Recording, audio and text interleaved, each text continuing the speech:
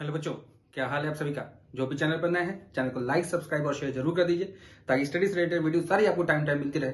Bell icon दबाना मत भूलिएगा और साथ में हमारे टेलीग्राम चैनल को भी ज्वाइन कर सकते हैं जहां पर आपको जो भी डाउट होगा विद इन 24 आवर्स आपको इंस्टेंट सोल्यूशन दिया जाएगा।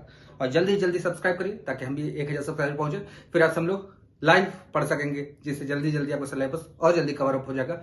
ऐसे हो सकता है किसी दिन वीडियो पढ़ पाए ना पढ़ पाए, लेकिन एक शेड्यूल टाइम पर अगर क्लासेस रन करेंगी तो जल्दी से जल्दी सिलेबस कंप्लीट हो जाएगा।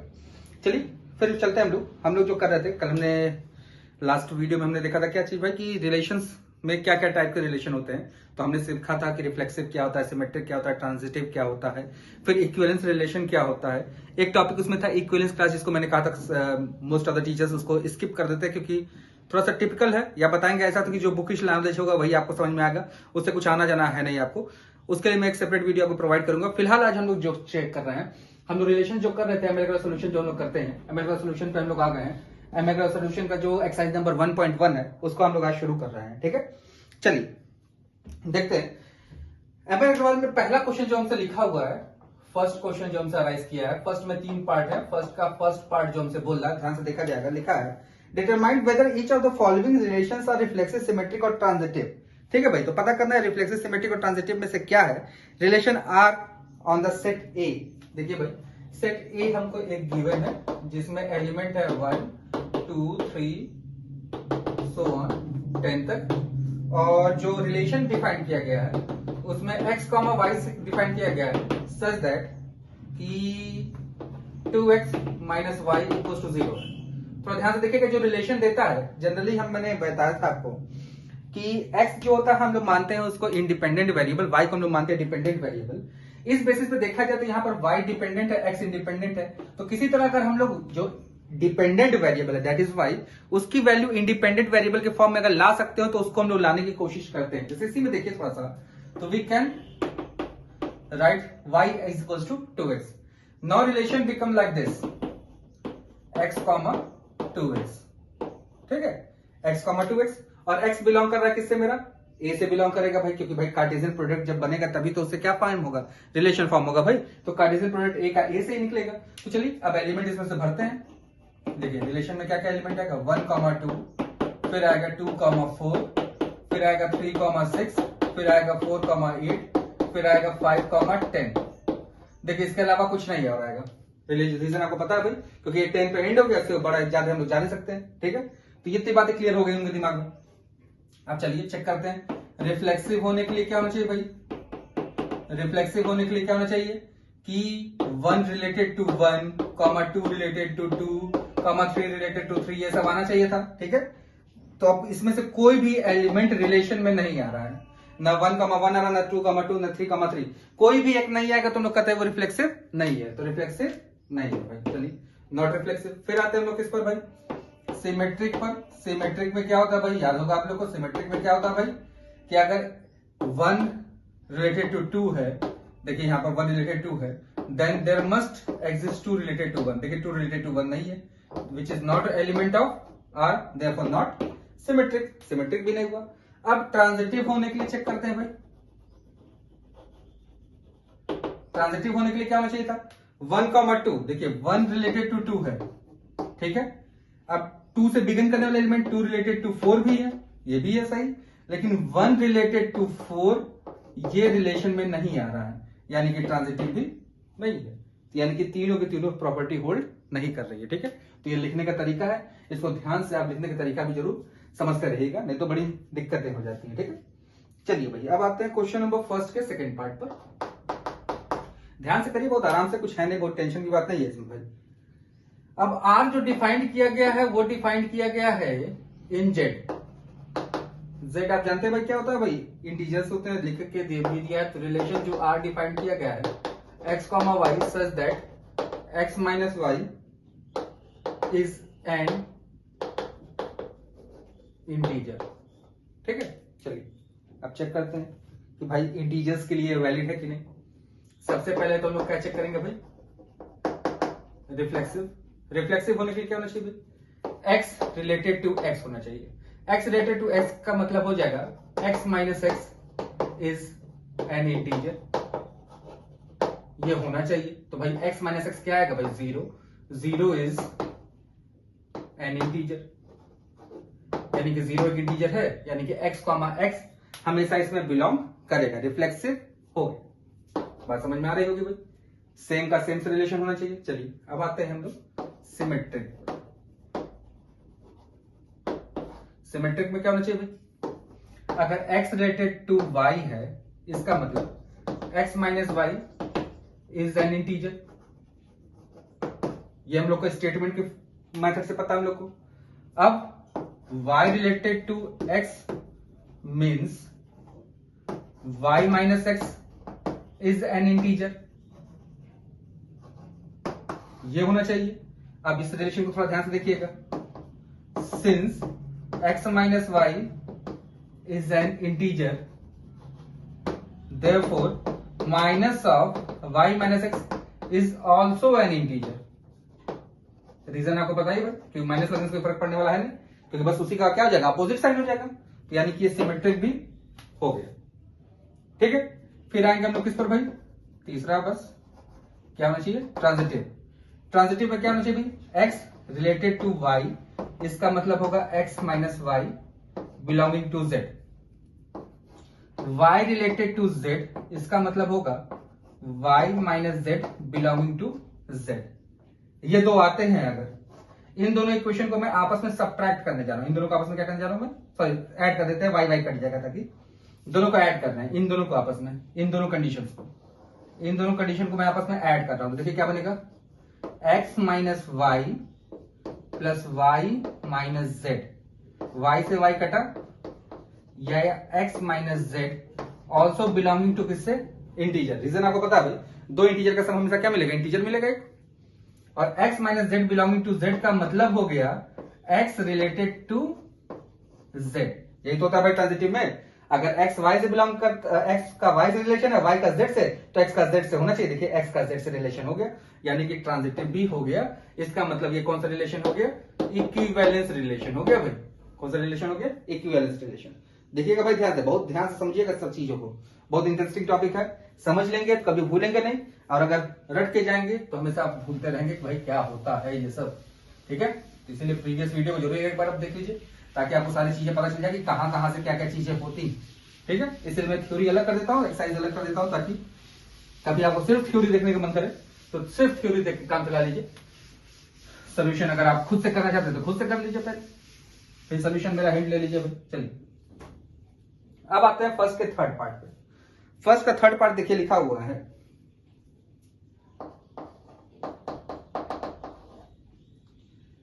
एक सेट ए दिया है जिसमें एलिमेंट है 1 2 3 सो ऑन 6 तक। क्या दो छोड़ ही दिया मैंने, लिख देता हूं ये भी भाई 5 और 6। ठीक है, और रिलेशन में जो एलिमेंट है a कॉमा b है, such that b equals to a plus 1 है। ठीक है भाई, चलिए फिर से भाई मैंने आपको बताया, जो डिपेंडेंट वेरिएबल होता है कोशिश करते हैं कि उसको हम लोग इंडिपेंडेंट वेरिएबल के फॉर्म में लेकर आए। चलिए लेकर आते हैं a comma a plus 1। a belong कर रहा है इससे, तो रिलेशन में एलिमेंट क्या आएंगे भाई? 1 comma 2, 2 comma 3, 3 comma 4, 4 comma 5, 5 comma 6। तो रिफ्लेक्सिव होगा भाई? बताइए जल्दी से कमेंट करके, हमें पहले होगा? नहीं होगा भाई, क्योंकि 1 1 2 2 3 3 4 4 5 5 6 6 कोई एक मिसिंग होगा तो भी रिफ्लेक्सिव नहीं होगा। मतलब 1 1 भी आ जाए, 2 2 भी आ जाए, 3 3 भी आ जाए, 4 4 भी आ जाए, 5 5 भी आ जाए, लेकिन 6 6 नहीं आएगा तो भी क्या होगा? रिफ्लेक्सिव नहीं होगा भाई। बात ध्यान से समझिएगा। सिमेट्रिक होगा कि नहीं भाई? बताइए जल्दी से देखकर, सिमेट्रिक होगा कि नहीं? नहीं होगा। 1 कॉमा 2 है, 1 रिलेटेड टू 2 है, बट 2 रिलेटेड टू 1 रिलेशन में नहीं आ रहा है। ट्रांजिटिव है, चेक करा जा भाई, ट्रांजिटिव चेक करते हैं। देखिए 1 रिलेटेड टू 2 है एंड 2 रिलेटेड टू 3 है, बट 1 रिलेटेड टू 3 नहीं है। इसका मतलब क्या हो गया? ट्रांजिटिव भी नहीं है, यानी कि तीनों को तीनों नहीं है। ये आपका हो गया पहले क्वेश्चन के सारे पार्ट। ठीक है, तो देखिए बहुत आराम से आप समझते हुए चलते चलेंगे तो कोई फर्क नहीं, कोई टेंशन की बात नहीं है। बहुत आराम से हम लोग सोल्यूशन प्रोवाइड कर रहे हैं, बहुत ध्यान से करते हुए चलिए, कोई टेंशन लिए बिना। ठीक है, अब आ गए हम लोग क्वेश्चन नंबर 2 पर। क्वेश्चन नंबर 2 जो बोल रहा है, थोड़ा पढ़ा जाए पहले भाई, वो बड़ा सा लिखा हुआ कुछ लिखा है, if the relation R in the set A where A is defined by 1 2 3 4 5 6। चलिए भाई फिर से ए वही है 1 से लेकर 6 तक। चलिए मैंने बस इतना ही लिखा, बाकी आप समझ रहे हैं क्या है। y is divisible by x, ठीक है भाई। चलिए अब देखते हैं भाई, x कॉमा वाई रिलेशन में एलिमेंट जो है x कॉमा वाई है, such that y is divisible by x, ठीक है। y is divisible by x, यानी कि इस स्टेटमेंट को थोड़ा सा ध्यान सोचिए, अगर it can be written as like this, y is multiple of x। भाई जब तक वो x का मल्टीपल नहीं होगा तब तक वो x से डिविजिबल नहीं होगा। ये हम लोग पढ़े थे किसमें, मैथमेटिकल इंडक्शन में। भाई ध्यान रखिएगा, चीजों को बहुत ध्यान से याद रखिए ताकि आपको लिंक पता चलता रहे कि चैप्टर में कहां कहां से क्या क्या चीजें चढ़कर आ रही हैं, ठीक है। ये जब चीजें आप लिंक करना सीख जाएंगे दिमाग में तो आपके लिए चैप्टर बहुत आसानी से क्लियर होता जाएगा, ठीक है। चलिए अब देखते हैं आगे। अब हमारे पास है रिलेशन जो हम लोग का आर डिफाइंड है, y is divisible by x। पहले के लिए हम लोग चेक करते हैं, पहले क्या चेक करेंगे भाई, रिफ्लेक्सिव है कि नहीं। रिफ्लेक्सिव होने के लिए x रिलेटेड टू x होना चाहिए, ठीक है भाई। तो क्या x is divisible by x, ये स्टेटमेंट ट्रू है तो आप कहेंगे भाई हाँ ट्रू है, ट्रू है यानी रिफ्लेक्सिव, सिंपल सा भाई। अब आते हैं हम लोग सिमेट्रिक पर। सिमेट्रिक पे देखा जाए x रिलेटेड टू y, इसका मतलब क्या होगा भाई, x is y is divisible by x। y related to x का मतलब क्या होगा, x is divisible by y। ये ट्रू नहीं होगा। रीजन देखिए भाई, अगर मैंने यहां पे लिया, इसमें से एलिमेंट्स मैं चूज करता हूं, 1 रिलेटेड टू 2 मान ले लिया, तो यहां का मतलब हो गया 2 1 से डिविजिबल है, ठीक है, ये बात समझ रहे होंगे। एक 2 रिलेटेड टू 1 ले लूं तो क्या 1 2 से डिविजिबल है, इसका मतलब हो गया 2 इज डिविजिबल बाय 1। इसका मतलब क्या, ये सही है, 1 इज डिविजिबल बाय 2, ये सही है, नहीं सही है, यानी सिमेट्रिक नहीं होगा। ये बात समझ में आ रही होगी भाई, क्योंकि रेसिप्रोकल करेंगे तो नंबर आपस में डिवीजन होने में जरूरी थोड़ी फैक्टर उसका होई, ठीक है भाई, ये बात समझिएगा ध्यान से। चलिए तो रिफ्लेक्सिव हो गया भाई, सिमेट्रिक नहीं हुआ। चलिए अब आते हैं हम लोग अगले वाले पर, थोड़ा सा स्पेस कम है तो इसको मैं मिटा रहा हूं। फिर आते हैं हम लोग ट्रांजिटिव पर। ट्रांजिटिव के लिए क्या होना चाहिए भाई, x रिलेटेड टू y का मतलब हो गया y is divisible by x। y related to z का मतलब हो गया z is divisible by y। अब थोड़ा ध्यान से देखिएगा, थोड़ा सोचिए वहां से, देखिए ध्यान से। इसमें से मैं एलिमेंट उठा रहा हूं, 1 रिलेटेड टू 2 एक लिया और एक 2 रिलेटेड टू 3 ले लिया, तो देखिए 1 रिलेटेड टू 3 ये लाई करेगा ही करेगा, क्योंकि x का मल्टीपल है क्या, y, मैंने दिखाया अभी, सॉरी y जो है x का मल्टीपल है और z जो है y का मल्टीपल है। थोड़ा ध्यान से देखिएगा, इस डिविजिबिलिटी का मतलब क्या हुआ, क्या इसको हम ऐसे लिख सकते हैं, y is equal to mx। इस बेसिस पे हम इसको लिख सकते हैं कितना, z इक्वल टू ky। तो ध्यान से देखिएगा, y इक्वल टू mx और z इक्वल टू ky, क्योंकि इसके आपस में क्या मल्टीपल है भाई, क्या आपस में मल्टीपल है। तो इस बेसिस पे देखिए थोड़ा सा, तो यहां पर y की वैल्यू मैं यूज कर लूं तो z equal to m k x। तो m के तो कांस्टेंट है, यानी कि z भी मल्टीपल ऑफ क्या हो गया, x हो गया। z मल्टीपल ऑफ x यानी कि z is also divisible by x, therefore x related to z belonging to relation, यानी कि ट्रांजिटिव हो गया। बस क्या नहीं हुआ मेरा, सिमेट्रिक नहीं हुआ, ट्रांजिटिव भी हो गया, ठीक है। तो हम लोग क्वेश्चन नंबर 2 भी कर लिया भाई, ध्यान से समझते हुए चलिए। देखिए बहुत ध्यान से करते हैं हम लोग, बहुत आराम से रिलैक्स होकर कर रहे हैं ताकि थोड़ा सा आप लोग को समय के साथ समझते रहिए। बहुत फास्ट फॉरवर्ड में हम लोगों ने 11th को खत्म किया था थोड़ा भाई, क्योंकि समय की कमी हो गई थी, लेकिन इस बार समय हमारे पास है, बहुत आराम से रिलैक्स होकर करिए। एकदम, लेकिन करिए रेगुलर इंटरवल पे एक टाइम टेबल बनाइए, उसको फॉलो करते रहिए कि भाई इतनी चीजें हमें हर दिन करनी है। चलिए भाई क्वेश्चन नंबर 3 पर आते हैं।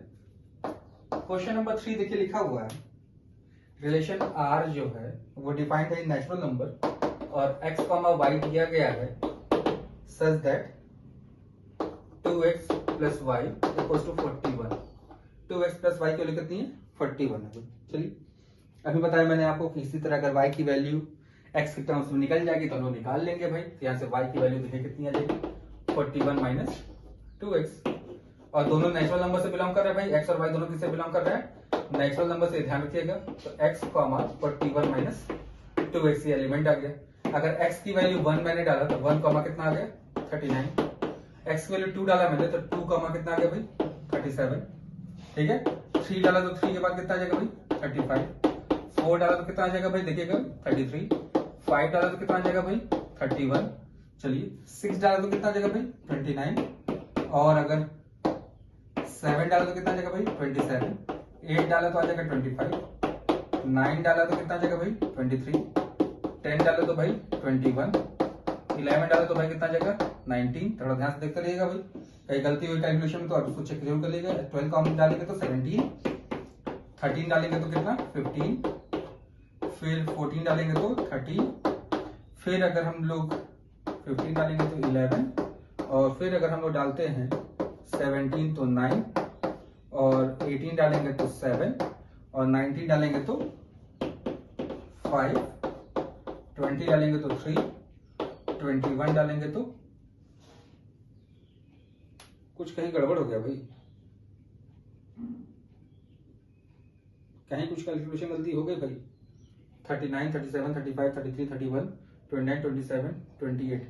8 2 16, 23, 21, 19, 17, 15, 13, 11, 17 दूना 34। गड़बड़ कहाँ से होना शुरू हुआ भाई? 12 दूना 24, 13 दूना 26, 14 दूना 28, 15 दूना 30, 17 दूना, ओहो 16 छूट गया भाई। 16 पे 9, 17 पे 7, 18 पे 5, 19 पे 3, 20 पे 1। अब देखिए इसके अलावा कोई एलिमेंट नहीं हो सकते इसमें, क्योंकि अब 21 पुट करेंगे तो 42 हो जाएगा, -1 हो जाएगा जो नेचुरल नंबर नहीं होगा। ठीक है, ये इसमें इतने एलिमेंट्स आ गए। क्वेश्चन बहुत सारी चीजें पूछा था भाई, थोड़ा पढ़ लेगा। लिखा find the domain and range of the relation. तो डोमेन हम जानते हैं, पहले वाली वैल्यू को डोमेन बोलते हैं। 1 2 3 4 5 6 7 8 9 10 11 12 13 14 15 16 17 18 19 20, ये हो गया आपके क्या? डोमेन। और दूसरे वाली वैल्यू को रेंज बोलते हैं। तो 1 3 5 7 9 11 13 14 जैसे भी है, दो दो गैप पर है, सारे ऑड नंबर्स है, 1 से लेकर 39 तक सारे क्या हो गए? इसके रेंज हो गए। अब पूछ रहा है whether the relation is reflexive, symmetric और ट्रांजिटिव। तो भाई रिफ्लेक्सिव है नहीं, रीजन आपको पता है, 1 1 नहीं आ रहा, 1 related to 1, not belonging to relation, तो रिफ्लेक्सिव नहीं है। सिमेट्रिक चेक कर लेते हैं भाई। सिमेट्रिक के लिए क्या होना चाहिए भाई? 1, 39 में 1 रिलेटेड टू 39 है, बट 39 रिलेटेड टू 1 नहीं है, यानी कि सिमेट्रिक नहीं हुआ। फिर आते हैं हम लोग ट्रांजिटिव चेक करते हैं भाई। चेक करिए भाई, आपको बताया गया था ट्रांजिटिव का क्या ट्विस्ट है, अगर चेक नहीं हो पाएगा तो ट्रांजिटिव हो सकता है। तो चलिए चेक करते हैं भाई, किसी एलिमेंट को देखिए जिससे, हाँ ये देखिए भाई, ये मिल गया 19। 11 रिलेटेड टू 19 है एंड 19 रिलेटेड टू किससे है भाई? 3 है, but 11 related to 3 not belonging to relation. 11,3 नहीं है भाई, देखिएगा 11 के साथ 19 है, यानी कि ट्रांजिटिव भी नहीं हुआ, यानी कि ये इक्विवेलेंस रिलेशन नहीं होगा भाई। ये आ गया क्वेश्चन नंबर 3 का सोल्यूशन आपके लिए भाई। एग्जैक्ट एग्जाम्पलर का क्वेश्चन था, बहुत अच्छा क्वेश्चन होता है एग्जाम्पलर के, जरूर करा करिए भाई। चलिए अब आते हैं क्वेश्चन नंबर 4 पे। 4 और 5 क्वेश्चन जो है वो थोड़ा ध्यान से पढ़िएगा। तो खाली एक करते हैं ना, जैसे मुंह जबानी कर देना वाला क्वेश्चन है, तो मुंह जबानी वाला है क्वेश्चन, उसको फटाक से करके हम लोग खत्म करते हैं, फिर आगे हम लोग जो सोल्यूशन वाले क्वेश्चन है उस पर आते हैं। ठीक है, चलिए क्वेश्चन नंबर 4 में देखिए लिखा है कि भाई फोर्थ का first part x and y work at same place. भाई सोचिएगा दिमाग में, एक्स और वाई अगर सेम प्लेस पे काम करे तो एक्स और एक्स तो सेम प्लेस पे काम करेंगे, यानी कि रिफ्लेक्सिव हो गया। एक्स और वाई अगर सेम प्लेस पे काम करे तो वाई और एक्स भी सेम ही प्लेस पे काम कर रहे हैं, क्योंकि पोजीशन बदलने से कोई फर्क पड़ने वाला तो है नहीं भाई वर्क के लोकेशन पे, तो यानी कि सिमेट्रिक भी हो गया। एक्स और वाई अगर सेम लोकेशन पे काम कर रहे हैं तो वाई और जेड भी सेम लोकेशन में काम कर रहे हैं, तो अगर एक्स वाई सेम है, वाई जेड सेम है, तो एक्स और जेड को सेम होना ही है। यानी कि पहला वाला पार्ट जो है क्या हो गया भाई, तीनों फोल्ड कर रहा है, यानी क्या हो गया सिमेट्रिक और सॉरी रिफ्लेक्सिव, सिमेट्रिक और ट्रांजिटिव तीनों, तो क्या हो जाएगा भाई आपके, क्या हो जाएगा भाई आपके इक्विवेलेंस रिलेशन। ठीक है, चलिए अब आते हैं क्वेश्चन नंबर हम लोग अगले पर। क्वेश्चन नंबर अगला जो हमारे पास है, क्वेश्चन नंबर 4 का second part, same locality. X और एक्स तो एक ही घर पे रहेंगे भाई, तो सेम लोकेलिटी हो गया, पहला पार्ट हो गया रिफ्लेक्सिव सिमेट्रिक। एक्स और वाई अगर सेम लोकेलिटी में रह रहे हैं तो वाई और एक्स भी तो उसी लोकेलिटी में रहेंगे भाई, कोई फर्क पड़ने वाला थोड़ी है कि भाई हमने अमन और भुवन के बारे में बात की तो भुवन और अमन तो बात तो एक ही है भाई, अमन और भुवन एक घर पे रहते हैं तो भुवन और अमन भी तो एक ही घर पे रह रहे हैं, उससे नाम चेंज करने से कोई फर्क पड़ने वाला नहीं है। तो यानी दो चीज हो गया। तीसरा भी आप समझ रहे हैं भाई, तीसरा वाला भी क्या होगा भाई आपके पास, तीसरा क्या चीज हमारे पास है, क्या है तीसरा हमारे पास कि ट्रांजिटिव है कि नहीं। एक्स और वाई सेम लोकेलिटी में है, वाई और जेड भी सेम लोकेलिटी में, तो एक्स और जेड को सेम होना ही होना पड़ेगा भाई। ठीक है, चलिए थर्ड पार्ट पर बोलते हैं। X is exactly 7 centimetre taller than y, तो यानी कि एक्स इज एग्जैक्टली 7 सेंटीमीटर। चल भाई देखिएगा थोड़ा सा इसका सॉल्व करने का तरीका है। तो x is exactly 7 centimetre taller than y, यानी कि जो वाई होगा वो x माइनस 7 होगा, तो रिलेशन जो होगा x कॉमा x माइनस 7 होगा। तो ये आप बात समझ रहे होंगे भाई, x कॉमा x माइनस 7, तो यानी कि क्या नहीं होगा भाई, रिफ्लेक्सिव तो हो नहीं सकता, सेम का सेम से आएगा नहीं, रिफ्लेक्सिव नहीं है, सिमेट्रिक नहीं हो सकता है, क्योंकि भाई अगर x y से 7 सेंटीमीटर लंबा तो y x से तो 7 सेंटीमीटर छोटा हो जाएगा भाई, लंबा कहां रह जाएगा, और ट्रांजिटिव भी नहीं होगा, तीनों नहीं हुए भाई। चलिए चौथे पार्ट पर आते हैं। चौथे पार्ट में क्या बोला है भाई, कहा गया भैया x and y live within 2 kilometre. देखिए भाई x related to x belong करेगा रिलेशन में, यानी कि रिफ्लेक्सिव होगा, क्योंकि भाई एक्स और एक्स तो सेम ही लोकेलिटी में रहेंगे, एक ही पोजीशन पे, यानी क्या होगा एक ही जगह पर रहेंगे, इसलिए 2 किलोमीटर के अंदर रहेंगे। एक्स रिलेटेड टू वाई का मतलब क्या हो गया, और ध्यान से देखिएगा इसका मतलब क्या बोलना चाह रहा है। मान लीजिए एक्स यहाँ पर कहीं सेंटर पर है, तो वाई इसके बीच में कहीं पर भी हो सकता है, इस पूरे सर्किल के अंदर कहीं पर भी हो सकता है। ठीक है, तो अगर ये रिलेशन में है तो y रिलेटेड टू x ये भी रिलेशन में होगा भाई। इससे अगर इसके बीच की दूरी 2 किलोमीटर है, 2 किलोमीटर, तो इससे इसके बीच की दूरी भी तो 2 ही किलोमीटर होगी, चाहे x से y की दूरी निकाले चाहे y से x की दूरी निकाले, 2 ही किलोमीटर आना है, यानी कि सिमेट्रिक हो गया भाई, सिमेट्रिक भी हो गया। अब ट्रांजिटिव पे चेक करते हैं भाई। चलिए देखिए भाई थोड़ा ध्यान से देखिए, इस सर्किल के हिसाब से समझिए ताकि आपको दिमाग में क्लियर रहे। देखिए ध्यान से, मान लीजिए ये सर्किल है 2 सेंटीमीटर लंबा, जिसको 2 किलोमीटर में मान लेता हूं, x यहाँ है y यहाँ है। अब y से कोई बंदा है जो 2 किलोमीटर और अंदर रह रहा है, यहाँ पर ये z है, ये z मानते हैं, ये 2 किलोमीटर। देखिए तो x से y 2 किलोमीटर, y से z 2 किलोमीटर, लेकिन x से z की दूरी कितनी हो गई, 4 किलोमीटर हो गई, यानी कि ट्रांजिटिव नहीं होगा भाई।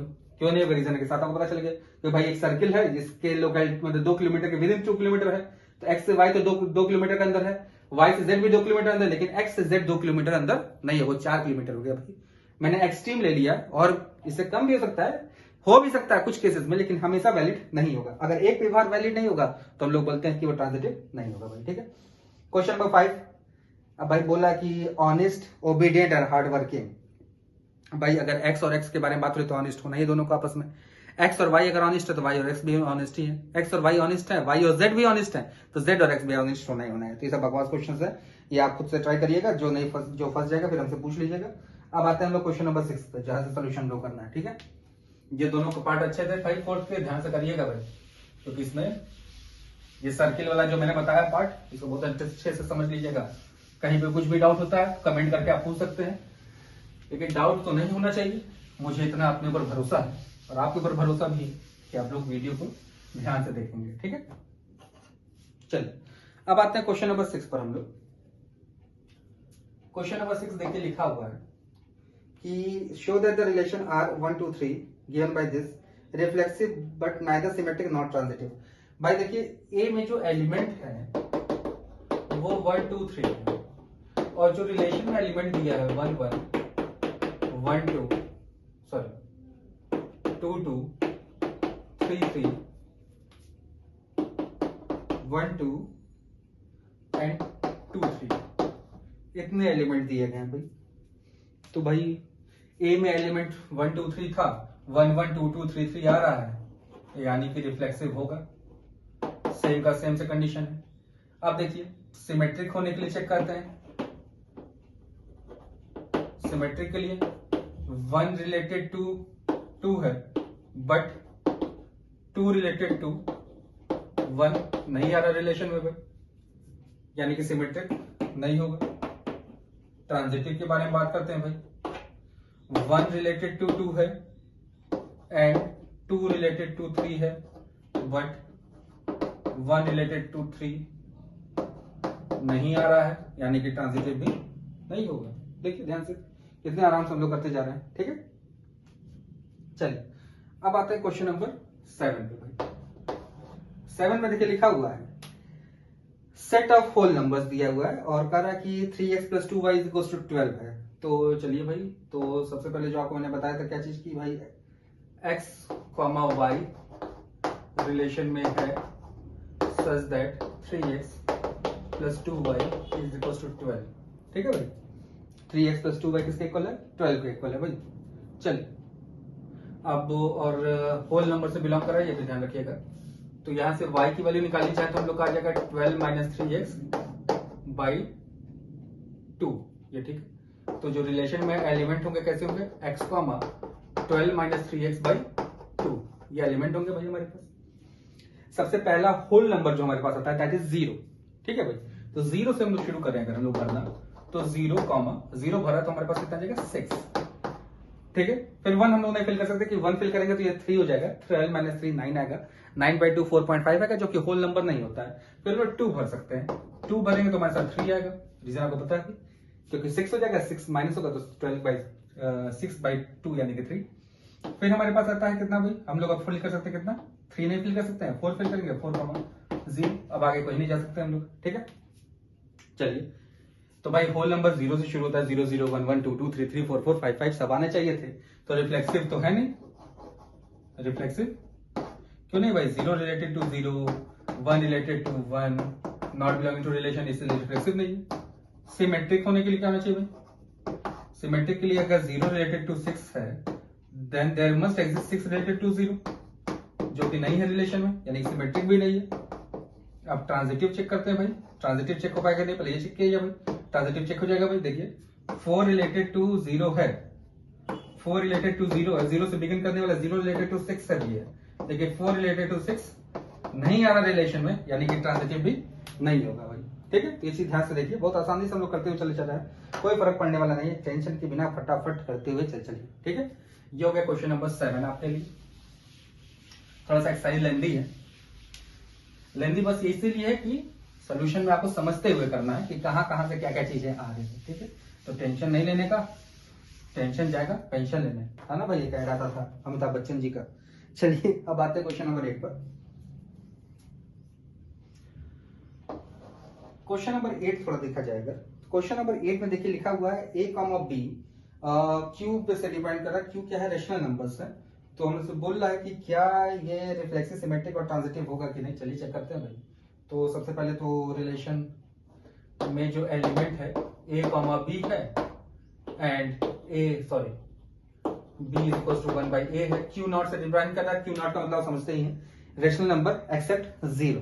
ठीक है, आर नॉट का मतलब real number except 0, Z not का मतलब इंटीजर्स एक्सेप्ट 0, जेड प्लस का मतलब सिर्फ पॉजिटिव इंटीजर्स जिसमें 0 को इंक्लूड नहीं करते हैं। ठीक है भाई, ये सब चीजें छोटी छोटी बातें हैं जो आपको याद रखनी चाहिए रिलेशन और फंक्शन पढ़ने से पहले। a, 1/a, ये बात हो गई भाई, a, 1/a, इसमें कोई दिक्कत की बात नहीं है। अब चेक करते हैं भाई कि क्या सेम का सेम से हो सकता है। एक मिनट में देख लूं थोड़ा सा, हाँ थोड़ा ध्यान से, थोड़ा सोचिएगा, थोड़ा ध्यान से एक मिनट अपने दिमाग में थोड़ा सा, कि a × b की वैल्यू 1 है, ये सोचा दिमाग में मैंने बैठा रखिएगा बस, और कुछ नहीं।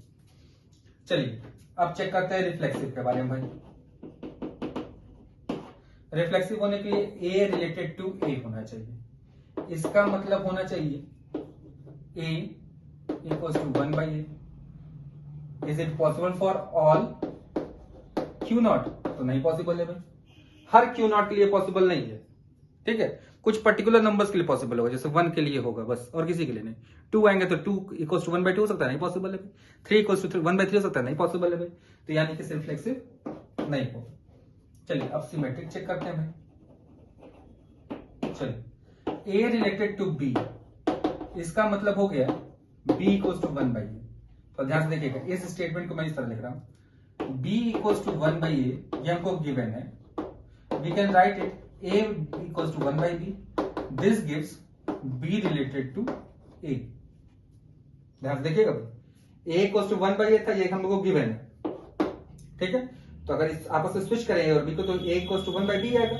तो a equals to 1/e b आएगा, यानी कि b related to a हो गया भाई। देखिए a और b में रिलेशन होगा तो b equals to 1/a होगा, और b होगा तो क्या हो जाएगा यहाँ से, इसका मतलब क्या हो जाएगा भाई, a equals to 1/b, जो कि ये वैलिड है। देखिए वैलिड केस है, यानी कि सिमेट्रिक हो गया भाई, ठीक है। अब ट्रांजिटिव चेक करते हैं भाई। ट्रांजिटिव में आप देख सकते हैं ट्रांजिटिव नहीं होगा।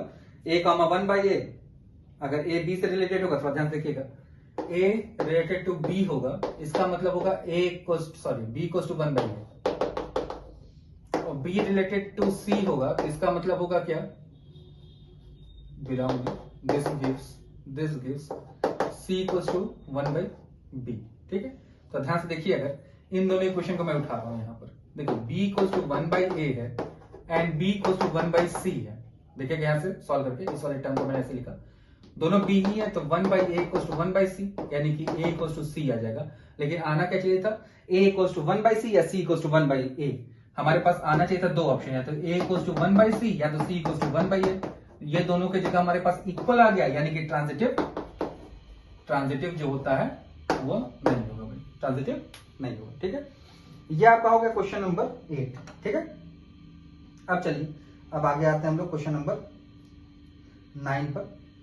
ध्यान से देख रहे हैं, बहुत आराम से लोग पढ़ते हुए चले गए, क्वेश्चन नंबर 8 तक आ गए, कोई परेशानी की बात कहीं पर नहीं होनी चाहिए आपको, ठीक है।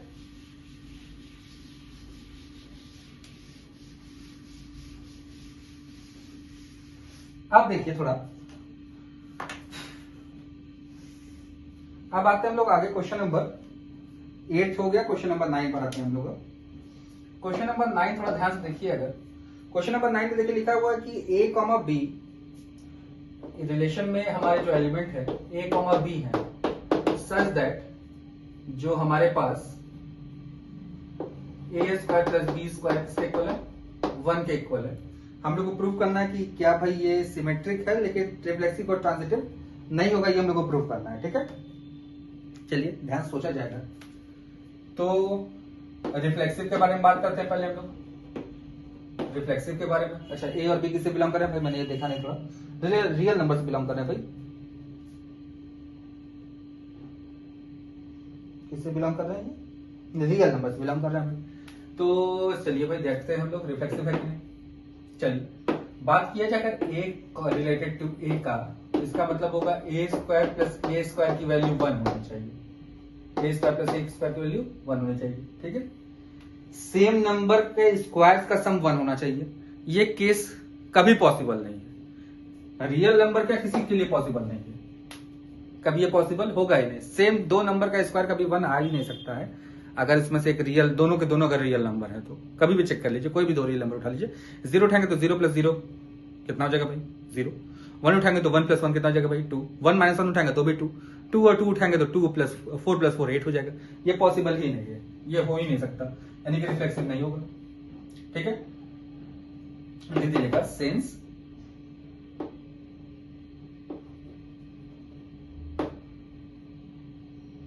सम ऑफ, अच्छा ये वैलिड होगा बस एक ही केस में, जब हम लोग रेशनल नंबर लेंगे और इरेशनल नंबर तब होगा, लेकिन उसको बात की बात है। लेकिन आप लोग अगर सारे real number, sum of all real numbers doesn't give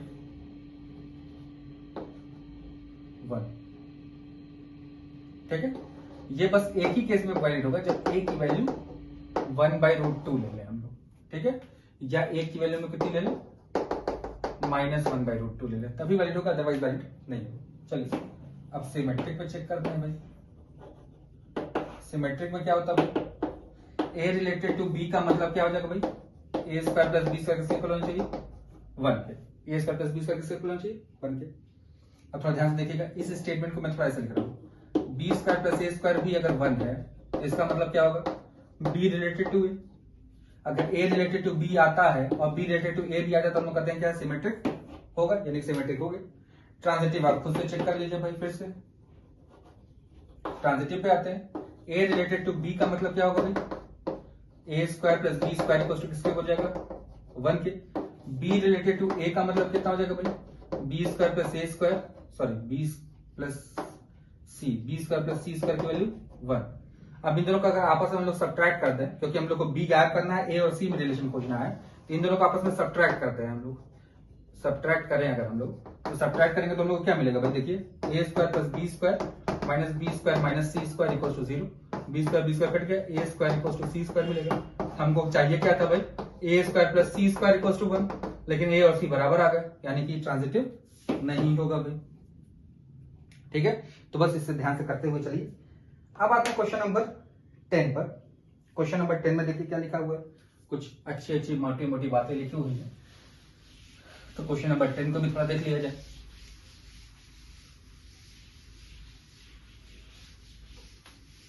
चलिए अब क्वेश्चन नंबर 10 जो हमारे पास लिखा हुआ है, क्वेश्चन नंबर 10 में देखिए लिखा है कि ए और बी सिमेट्रिक में से चेक करना है हम लोग को। चलिए भाई, क्वेश्चन नंबर 10 में 2 पार्ट है, तो 10 का फर्स्ट पार्ट पर आता हूं मैं। देखिए लिखा है R a comma b such that a is less than b. तो रिफ्लेक्सिव चेक करिए भाई, रिफ्लेक्सिव पॉसिबल है, ए रिलेटेड टू ए, क्या ये पॉसिबल है कि ए से छोटा हो जाए, नॉट पॉसिबल, यानी कि रिफ्लेक्सिव सॉरी नहीं होगा। अब आते हैं सिमेट्रिक पर भाई।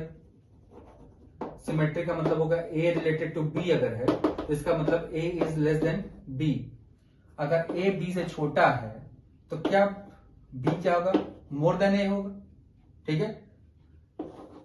बी क्या होगा हमेशा ए से बड़ा, और अगर बी रिलेटेड टू ए आएगा इसका मतलब बी इज लेस देन ए, यानी ये बढ़ाना चाहिए, जो कि इस स्टेटमेंट का क्या कर रहा है, कॉन्ट्राडिक्ट कर रहा है। क्या कर रहा है भाई, कॉन्ट्राडिक्ट, कॉन्ट्राडिक्टरी स्टेटमेंट होगा, इसलिए सिमेट्रिक नहीं होगा भाई। चलिए ट्रांजिटिव चेक करते हैं। ट्रांजिटिव चेक करा जाए भाई, ए रिलेटेड टू बी, इसका मतलब होगा a is smaller than b. B related to c, इसका मतलब होगा a b is smaller than c. इन दोनों इक्वेशन को आपस में हम लोग कंबाइन करने जा रहे हैं।